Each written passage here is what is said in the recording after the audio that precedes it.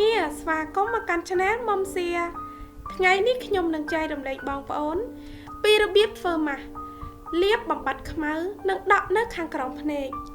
គ្រាន់តែចំណាយពេល10ទៅ15នាទីក្នុងមួយថ្ងៃដើម្បីបិទម៉ាស់នេះនៅខាងក្រោមភ្នែកនិងជួយកម្ចាត់ភ្នែកស្លក់ខ្មៅក្រោមភ្នែកនិងដក់នៅខាងក្រោមភ្នែកវាក៏ជួយធ្វើឲ្យស្បែកទន់និងបំបត្តិស្នាមជ្រីជ្រួញចេញពីភ្នែកបានដោយធម្មជាតិតោះតើមើលពីរបៀបធ្វើទាំងអស់គ្នាដំបូងបងប្អូនត្រូវការទឹកដោះគោឆៅទឹកដោះគោឆៅគឺជាប្រភពដ៏ល្អបំផុតនៃវីតាមីន A ដែលផ្ទុកនូវសារធាតុ Retinoid ដែលល្អសម្រាប់ធ្វើឲ្យស្បែកមើលទៅភ្លឺថ្លានិងក្មេងជាងវ័យបន្ទាប់មកទៀតនោះបងប្អូនត្រូវការទឹកដំឡូងបារាំងទឹកដំឡូងបារាំងមានផ្ទុកនូវវីតាមីន C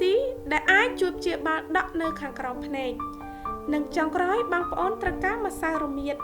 ម្សៅរមៀតនេះនឹងជួយបំបត្តិខ្មៅនៅខាងក្រោមភ្នែកឥឡូវសូមដាក់ទឹកដំឡូងបារាំង1ស្លាបព្រាបាយ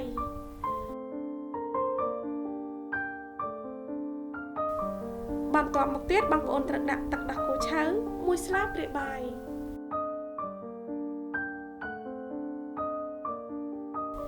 និងចុងក្រោយបងប្អូនត្រូវការម្សៅរមៀតកន្លះស្លាបព្រាបាយ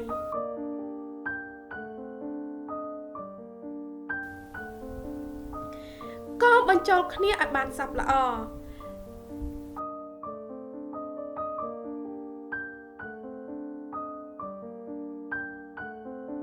ម៉ាស់លាបភ្នែករបស់យើងគឺបានរួចរាល់ក្នុងការប្រើប្រាស់លាបម៉ាស់នេះថ្នមៗនៅខាងក្រោមភ្នែកឬនៅលើផ្ទៃមុខរបស់បងប្អូនដើម្បីបំបត្តិស្នាមអុចខ្មៅនិងស្នាមជាំចេញពីមុខ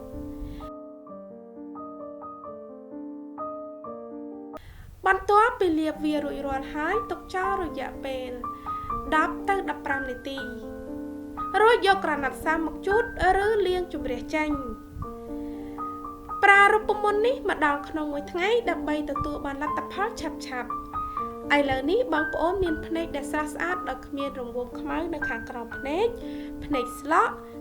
និងដក់នៅខាងក្រោមភ្នែកទៀតទេ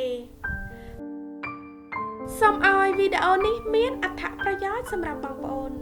សូមចុចលើផ្ទាំងវីដេអូខាងលើដើម្បីមើលរូបមន្តនិងគន្លឹះបន្ថែមទៀតសូមអរគុណសម្រាប់ការទស្សនាខ្ញុំនឹងជួបបងប្អូននៅវីដេអូបន្តទៀតបាយបាយ